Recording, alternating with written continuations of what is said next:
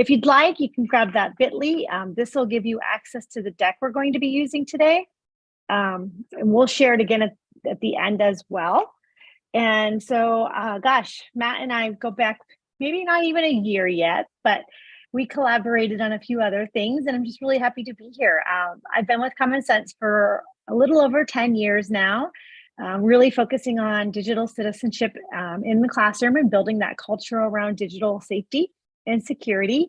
I was a former elementary educator, and I have 2 children myself in this whole digital world, kindergarten and 2nd grade. And so I'm really excited to be here today and share some of the stuff that Common Sense has come out with. All right, are we ready to get started? Thank you for sharing that slide deck. Let's see here if I can go to the next slide. Okay, so our learning objectives for today, just to recap, we're going to just talk about what is SEL, how is it related to digital citizenship, and then what are some unique challenges that teachers encounter in their lives and strategies to really address them. So everything I'm going to showcase today is free. It's all very much turnkey, quick activities you can implement throughout your classroom throughout the year. So the whole idea is to really just have resources to grab onto in the moment, in those teachable moments we have with our students, and maybe start to build habits and routine with some of the strategies that you learned today. Sound good? Thumbs up? All right. We have a Jamboard today. Is everyone familiar with Jamboard? If you're not, you're about to be. Matt, I have that ready for us here. So there we go. So I'm going to stop. Let's see here. Let me just go exit my full screen. And once you get into that Jamboard, my question to kind of kick things off is, what do you hope to see, or what do you want to see in your classroom when it comes to digital learning? You know, whatever age level or grade level you teach, as you think about the learning with technology in terms of maybe you are a Google Classroom or whatever platform, you know, LMS you use for students to be able to collaborate, give feedback, you know, shared spaces.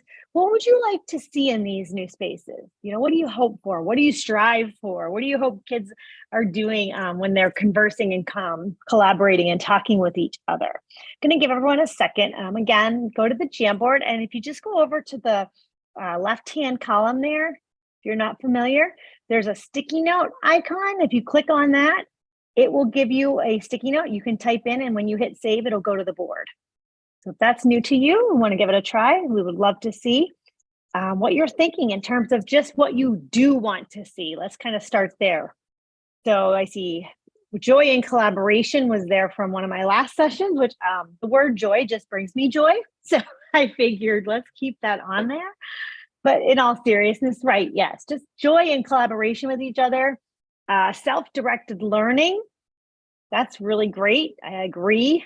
Oh, wonder. That's another really good term I like to see and hear and discuss. Very good. Thank you. Inquiry. I get that one a lot when I ask this question. So good, good. Okay, you are all on my page. I love this. I love this.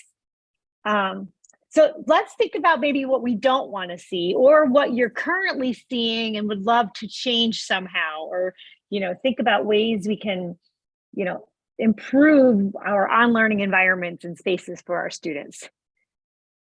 So, you know, we do see a lot of negative attitudes. I kept that one on this side of it because I get that one pops up almost every time I do this session.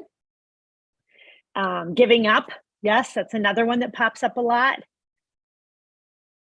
Oh, math applications. Oh, we have a math teacher in our session. We love math teachers. Good. Yeah, giving up. Anything else that you don't want to see? And what we mean by that is, you know, what are some things you're seeing, or you're, you know, navigating through the waters, you know, in terms of just trying to build better habits. So we're not seeing, oh, those sites, yes, kind of, you know, driving and gearing themselves up to where they should be on task. That's another very popular one. Let's see, more picture books that integrate technology, not just cautionary tales. Oh, that's a really good one. I'd love to learn more about that. Good. Anything else if anybody wants to add? Again, if you're not comfortable with chat Jamboard, you can also feel free to put this in the chat too. We can read from the chat as well if that's easier for you. Do what works best for you. Okay, worksheets, giving up. Good. Task. Oh yes, there are lots and lots of places to go on Chromebook, right? Oh, the places you'll go. Well, I have to say, the good news is you're not alone. I don't think you're the only teachers out there that have put these types of things on Post-its in this session. And the other good news is we have maybe some strategies and some routines and some resources to help us kind of navigate these waters together. Sound good? All right, I'm going to go back to our deck. And I want to just kind of set the stage and build the foundation for today's conversation. So when we talk about social and emotional learning and the competencies, are you all familiar with CASEL? Anybody wants to give me a thumbs up? I see some of us are comfortable with yeah, okay, great. If you're not, they're a nonprofit. They're thought leaders in social and emotional learning and well-being. And they have what you see here as 5 competencies. So the first one you see here is called self-awareness. The next one, as we go around the circle, is responsible decision-making, relationship skills, social awareness, and self-management.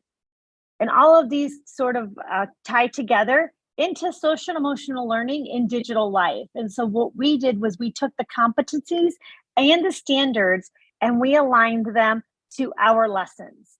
And so here is the CASEL alignment, another way to look at it as you go across the top there. And I'm going to ask another quick question. Which one of these competencies is a top priority for you in your classroom? And ding, ding, ding, you cannot say all of them. We want to say all of them, but we can't say all of them. So if you want to just go ahead and throw in the chat, which one's top of mind? Which one is your biggest concern? Which one do you feel like you address daily, weekly with your students? And I know, we want to say them all. It's really hard. It's really hard. And if you have to give 2, we can do 2 as well. The end of the day, yes, we could do 2. So yes, responsible decision-making and self-management. Responsible decision-making, okay. Yes, and keep answering if you haven't yet, but let's take a look. So responsible decision-making. So we're developing curiosity and open-mindedness, evaluating the positive and negative impacts of being online, and using technology responsibly to promote personal, family, and community well-being. Oh, so I can see why this one's a top priority. This is really about the ways in which students are maturing and growing over the years and progressing. And I think that responsible decision-making is a habit, the earlier on, the better, right? When we start to think about these things. All right, does anybody else have any last minute top of list? It looks like responsible decision-making gets the award. And I do think self-management comes in as a strong second when I show this slide again. Those are really, it depends on the audience too, but those 2 stand out a lot. Good, thank you. All right, let's dive into the good stuff. So what I want to show you is some of the lessons. If you're not familiar with Common Sense's lessons, I want to show you how these tie to some of those SEL competencies as well as the SEL standards. So this first lesson that we're going to take a look at is out of our kindergarten or our K2 grade band. So I know we had a K2 teacher or educator in our session.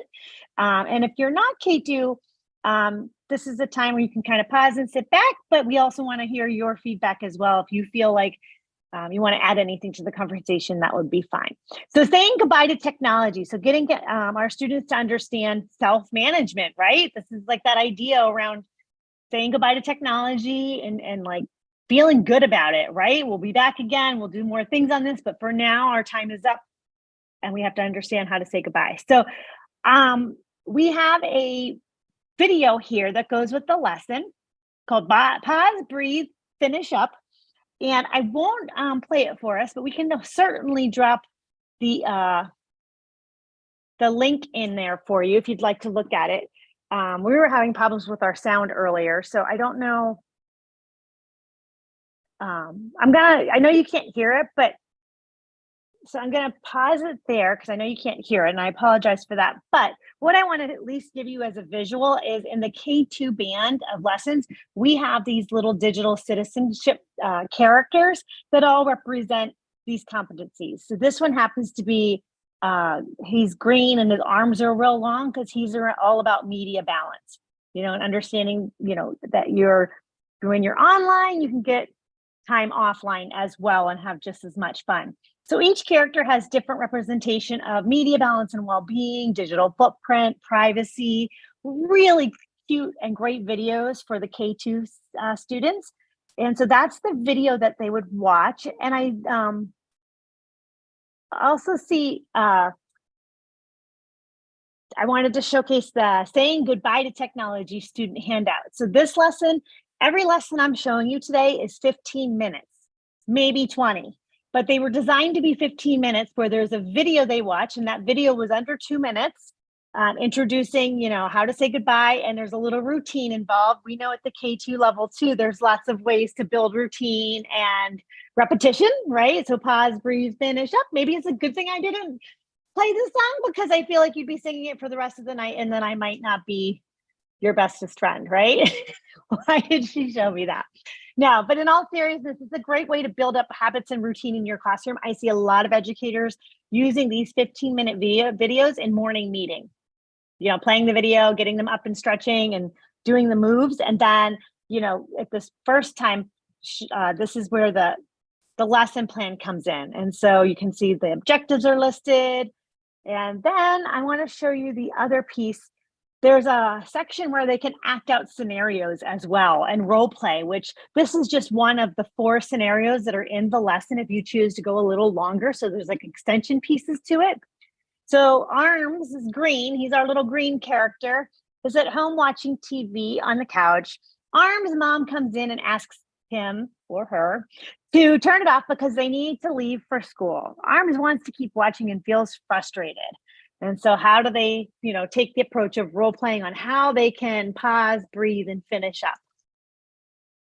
And then they have a student handout. And so these handouts can be also, differentiated, and they can get creative with this stuff. So this task or this prompt is to draw yourself doing the pause, breathe, finish up routine, and then write a word or a sentence to explain your picture. So I know those of you who have taught or maybe are teaching K2, these can be some of the best little drawings, right? And the best sentences created. And so I highly recommend trying some of these in your class. It can be a handout. You can do, Melanie, seriously, 7th grade too. This isn't the K2 grade band, but I'm telling you what, who doesn't like to draw these days, right? Drawing is so relaxing in some ways, or doodling, so to speak. And so, just drawing yourself, changing it up a little bit. So these are really well received in terms of just a quick way to get that conversation going and ongoing in your classroom. All right, let's go on. The other cool component to our lessons are the family engagement component. So if you did this in morning meeting, or you did this lesson throughout the week and just kind of referred back to it, we have these family engagement conversation cards that you can send home to families, and they look just like this. So this one happens to be, how to talk to your child. Talk about how your child manages their emotions during transitions. And so you can ask these questions. So for one, you can maybe ask, I hear you learned a strategy at school for saying goodbye to the phone, tablet, or computer.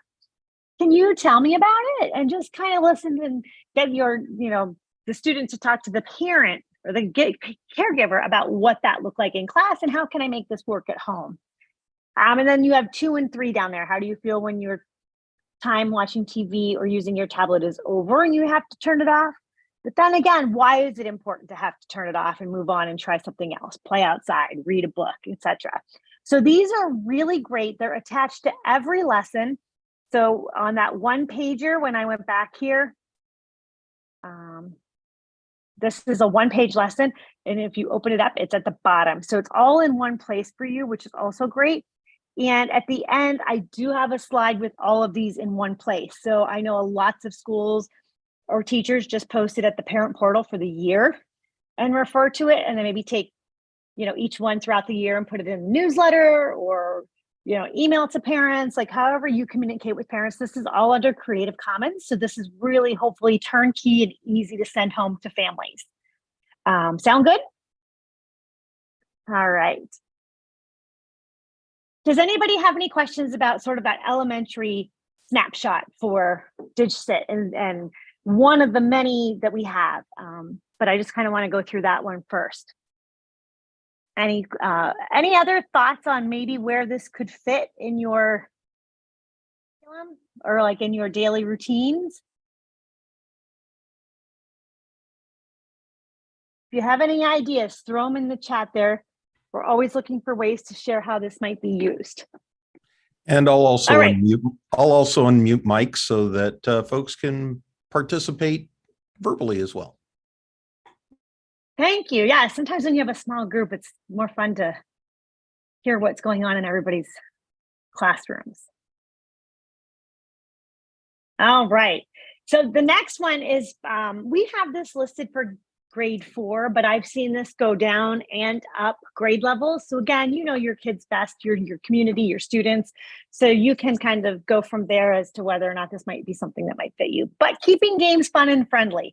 We know gaming is a really big thing in our kids' lives. Some students' lives, they love gaming. We know there are lots of games out there that have chat rooms, right? Chat lines, chat spaces. So how do we keep these spaces fun and friendly, right? How do we avoid hate speech? How do we, keep language, etc.? And I bring this up because I know this is challenging in homes and with our families, but I also understand there are lots of these game type things on our devices, our school issued devices, like a Roblox or a Minecraft or a Prodigy. So these are all things and habits and skills that can be transferred across any type of game students are involved with or playing. Does that make sense? All right. So this one has another video, again, another short video. They're all linked out to YouTube. So the video is really great in that it's just an example of two people playing. So you see Sabrina and Taya, and they're playing a game and they show the chat. And you can see it's not very friendly. There are certain words that are probably exchanged and not necessarily kind. There's some negativity going on in it. There's a lot of competition. Some of that competition is a healthy competition. Some of it's not so healthy. So as they watch the video, you can also have this handout, whether you do it as a handout or you turn it into a conversation, turn and talk to a partner. And there are some questions from the video. So as you watched it, you want them to write down all those social interactions you noticed in the video, like who's talking to who's being kind, who's not. And really trying to get them to understand, what's being played out in front of them. And then having them pinpoint some of the different things that make this risky, make this uncomfortable. Does anything in this video give you a red flag feeling? What would you do about that red flag feeling? You tell a certain adult, a trusted adult, not certain adult, a trusted adult. And so you can kind of walk through with them and get them to tell you what would be good for them to do at those points. And then what can you do to make games fun and friendly? What are some habits you can do? What should you do to make it like a feel-good situation when you're done playing? Has anyone had a lot of gaming? Not necessarily within your classroom, but trickling into your classroom? And if not, that's okay too. And like I said, this can be very flexible in terms of the grade levels. I think the lower you go, the more proactive you would be with it, because kids are gaming younger and younger now. And I think just having those conversations about that. So again, if you have anything else to add, please add it to that chat. And then here is the conversation starter for the parents. And so this is just another one of those conversation cards you can send home and how to keep your child the online interactions fun and friendly. So playing an online game. We know kids love to watch kids play games online. Is that true, or am I the only one that hears that all the time? Is that a big thing among your student population? Give me a heart or a thumbs up. I know it is. I know it is, right? So I think, have you noticed how they interact online, right? Does it look different in different group texts versus an online game or social media? So you just want kids to build that awareness around what feels good and healthy with relationships and how they can stay positive and avoid those risky situations. And this does not happen overnight. This is a proactive approach where you have to build it into those habits and like thinking routines. I know, Melanie, I'm telling you, kids love to watch other kids. I don't understand. I honestly think it's boring, but maybe that's just me. I'd rather get in and play, but maybe that's me. Does anybody else feel that way? All right. Anybody have any questions on the gaming one? All right. This next lesson is out of our middle school. Now we're going to middle school. Again, we have sixth grade, but please know, dealing with digital drama, fortunately or unfortunately, is dropping lower and lower. Am I right? I sense a lot of this drama starting around third grade. Please tell me it's not lower. Please tell me. Second grader, didn't we have a second grade teacher in our group? Please tell me it's not lower. But third grade is where you're starting to see some of that digital drama, just even through texting, right? Or right through the student collaboration platforms, whether it's a Google Doc, etc., or their chats in there. Oh, good. Thank you, Nettie. Thank you. I don't want it to go any lower. So this is how to deal with digital drama. And this is just one example of what our great video library from Teen Voices. We worked with KQED and their Above the Noise program. And so I just wanted you to get a taste of what these look like and how they felt, because I feel like it's good peer-to-peer videos. They're always so well received. Educators love them. And it's just a really nice way to play the video and then ask 2 questions to your class. Why does digital drama happen? And what are some ways to deal with digital drama? And I think about getting the student voice involved is really helpful, whether you do this aloud in groups. I've seen journaling done with this, where they just kind of write in their journal and then they share out after. So there are lots of different ways that you can incorporate overall digital drama scenarios throughout your school year and building those habits, because it's not going away. So we have to figure out ways that students can write them out, think about it, share how they feel, and what they can do to make it better next time. And as educators, we don't have all the answers, and we don't have to have all the answers, but we can create a safe space for students to either jot down through journaling, sharing amongst, safe peer groups, or one-on-one. Okay, we're good to move on. All right, and so then the student handout, I actually love this student handout. I'm gonna actually go to it so we can see it.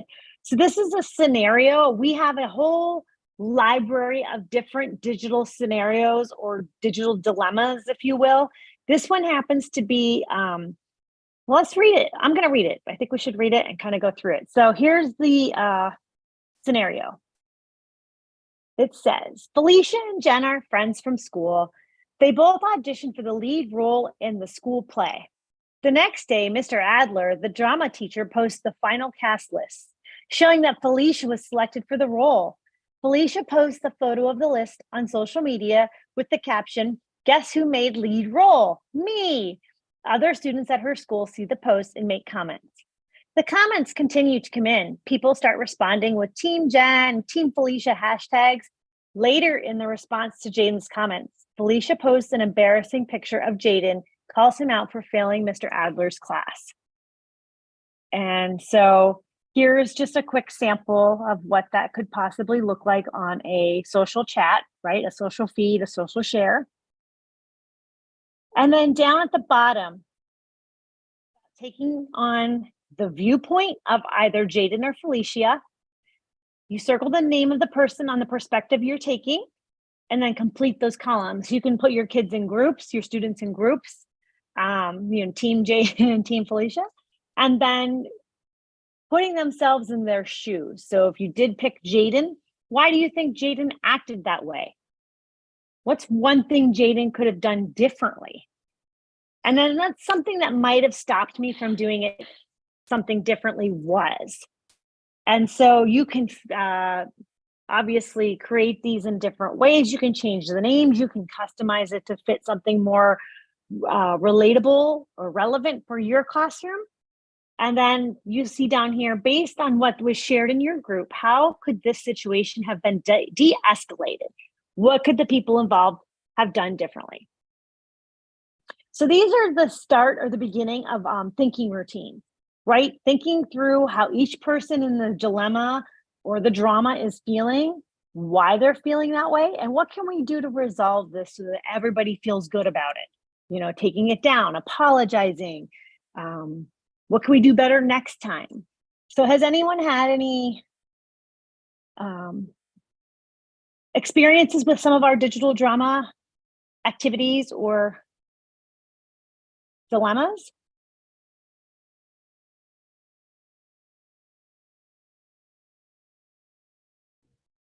All right. And then, we have the family conversation starters in the middle school area as well.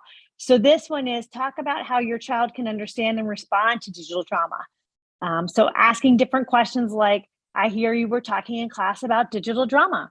Do you see a lot of that online? Why do you think these kinds of conflicts happen? And do you talk about ways to de-escalate the drama when you see it? What were some of those ideas, and how does it fit into what we do as a family and our values and how we want to represent ourselves, our community, our school online? So it really becomes about the whole idea of rings of responsibilities, right? And how we represent ourselves and our community. And again, these can be posted anywhere you have, your parent portal for your middle school audience. Cool? All right, this last one is more high school, right? It's definitely at the high school level, but again, you can go up or down, but this one's titled, Who Are You on Social Media? Again, this is a quick video. It comes from our Teen Voices library. Which perspective stood out to you in the video? And which did you agree or disagree with? So there's lots of different perspectives from all kinds of different students and representation in this video. So it's really nice to get a perspective on how kids feel about social media, how they participate with it, how they consume it, how they create it, the posts. So this is really great in terms of learning about perspectives and understanding, like, it's okay to disagree with somebody, but it's not okay to have hate speech, right? It's okay to agree to disagree, so to speak. And so this is a really great video, again, that you can take a quick look at. And then here's the handout. And so you'll want them to maybe take notes as they're looking at this video, because it's really great to see, the different perspectives that are addressed. And once you work through some of those, the second question to that is, what are some of the benefits and drawbacks of curating your online presence? And how does what your friends and influencers post shape how you present yourself online? So these are just really good questions. Again, I see lots of educators, either journaling this within journal, time, and really just thinking about that awareness of how you utilize your time and how you build out your presence on social media, whether good or bad. So this also ties in the idea of digital footprints, and it also ties in the idea of the beginning conversations of algorithms, right? And I know our lessons kind of build up to those types of things, but if we just stick to the social and emotional well-being piece, I think this is a really great start to those conversations, because it's not going away, and we really have to get our kids to be most aware of everything at any time we have that opportunity to show or share. And then here's the self-awareness for even the high school level. So talk about how your teen can use social media authentically, so presenting themselves. What are the benefits? Why are you on these certain platforms? Why are you not? What do you gain from it? Are your online relationships healthy? Are they positive?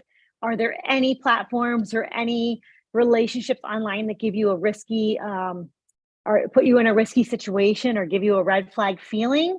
So I think these are really great ways to talk to your kids about this. So I think families overall would really appreciate some of this content. It's also available in Spanish as well. I don't know if I mentioned that earlier. So all of our content here for families is available in Spanish, which can be helpful for some schools. Okay, so I showed you just a snapshot of some of our lessons that we have in our SEL Resource Hub. But this is really what educators love to see is the skills and dispositions progression charts. And so you can see those competencies are lined up here, and across the top, you can see across the grade bands how this sort of unfolds as they mature. So this is really great in terms of, let's take a look at that responsible decision making. So, at K2, we're already talking about how to travel safely online, understanding websites where you can and cannot go, you should or should not go.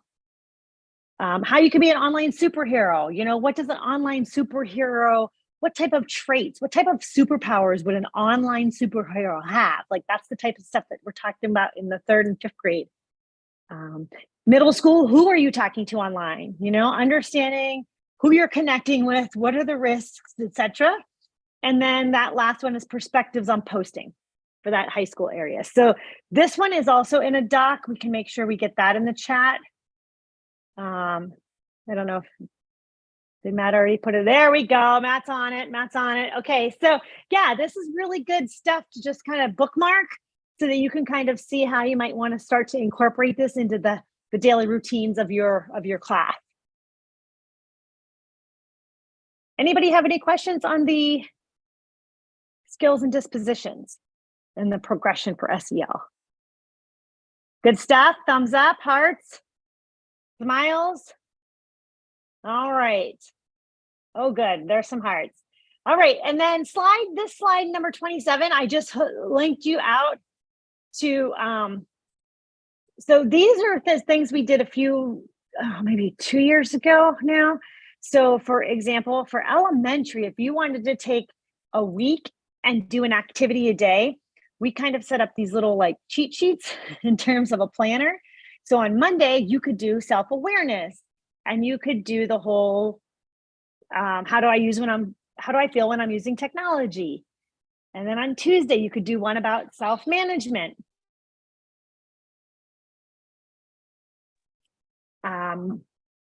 Wednesday, you could do responsible decision making and so on. And so then we link out right to the 15-minute activity. And then this middle column here just shows you how you can build upon it, take the lesson further, add reflection or creation to it.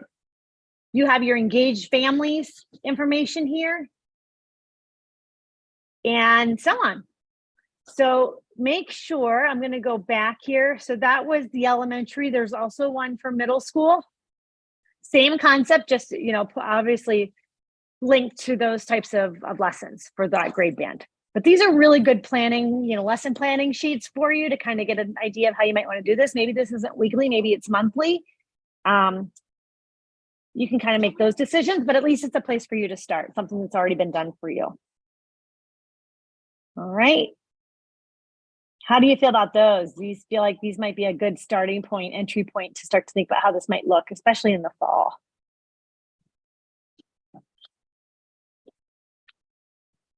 All right. And this last piece, as we kind of wrap up the session, just have a few more things to share with you. The family conversation starters, so the family conversation card starters that I was showing you at the end of each lesson. Here are really some of the questions that came out of that.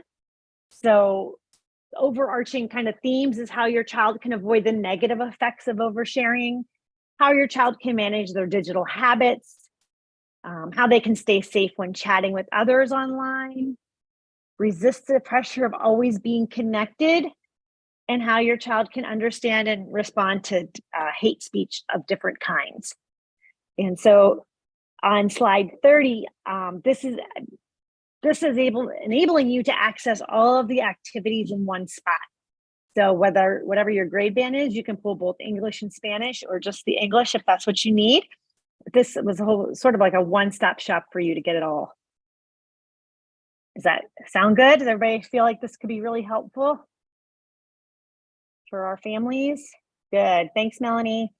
And then this last piece is just a nice little extra. I don't know how much any of you are into podcasts, podcasts for kids. I pulled out Common Sense Rates and Reviews podcasts around like the best of. So good for learning, age appropriateness, the content that's being delivered.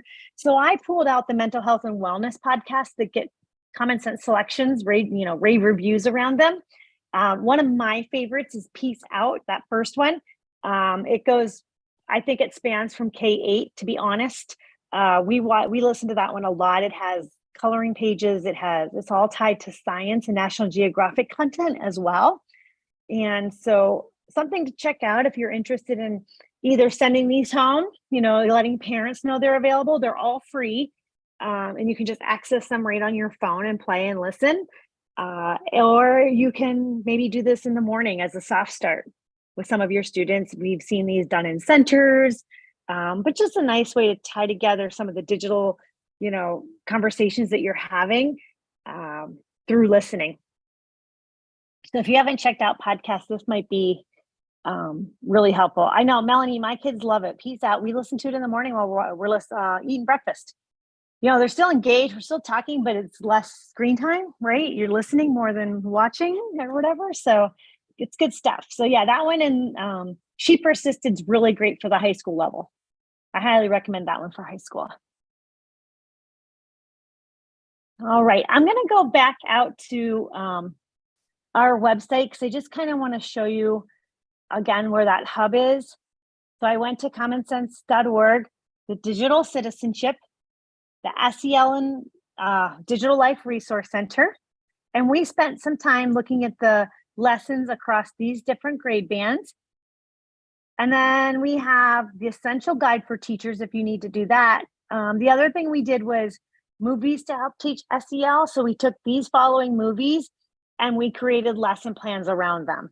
So Inside Out has been our most popular one. I think there's going to be a few more coming soon as well. So these are really cool ways to look at different movies. And then there's your family engagement activities and some additional on-demand resources. But for the most part, you're going to live up here in this part with the grade bands. So you have access to all of these 15-minute activities. All right, I'm going to stop sharing and just pause before we wrap up. Does anybody have any thoughts, questions, feedback? There is a survey there on that last slide. We know feedback is a gift. It only helps us get better and better, right? So let me pop that in the chat if you wouldn't mind. It's just a few questions.